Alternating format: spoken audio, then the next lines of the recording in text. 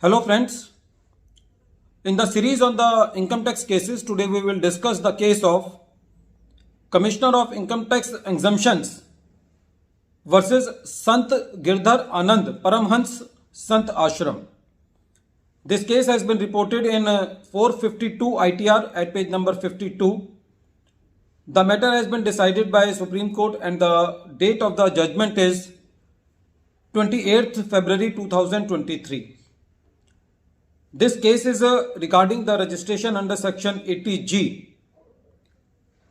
There is a misconception among the various non-profit organizations that if the registration under section 12AA is granted, then the registration under section 80G should also be given to the assessee on the same facts.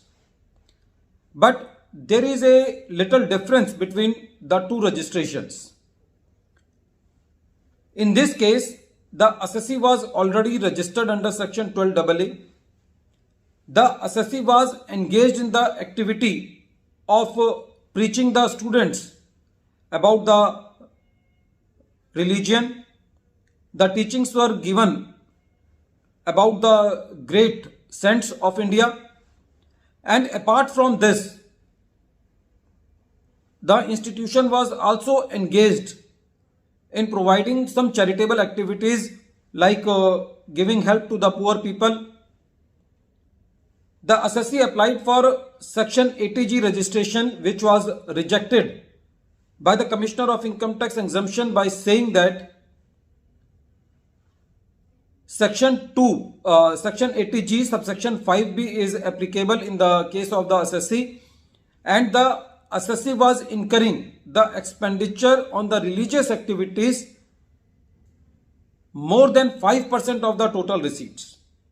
And it is there in section 80G 5B that if the total expenses incurred by the assessee on the religious activity is more than 5%, then the registration under section 80G should not be given to the assessee.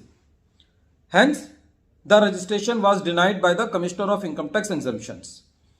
The assessee moved to the ITAT. The ITAT gave the relief to the assessee and granted the registration by saying that since the assessee is registered under section 12AA, so the registration under section 80G should also be given to the assessee. And the same order was upheld by the High Court also. The department moved to the Supreme Court. Supreme Court said that in the present case, both the ITAT and the High Court was taken away by the only fact that the assessee is registered under section 12AA, so the registration under section 80G should also be granted. But this is not the case.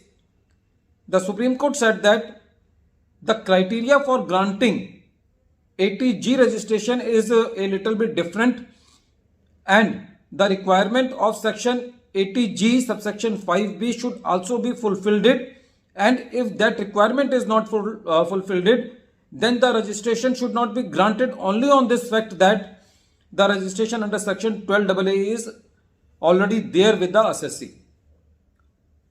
The Supreme Court also held that in the present case that the facts were not clearly brought by the Commissioner of Income Tax Exemptions and not by the ITAT.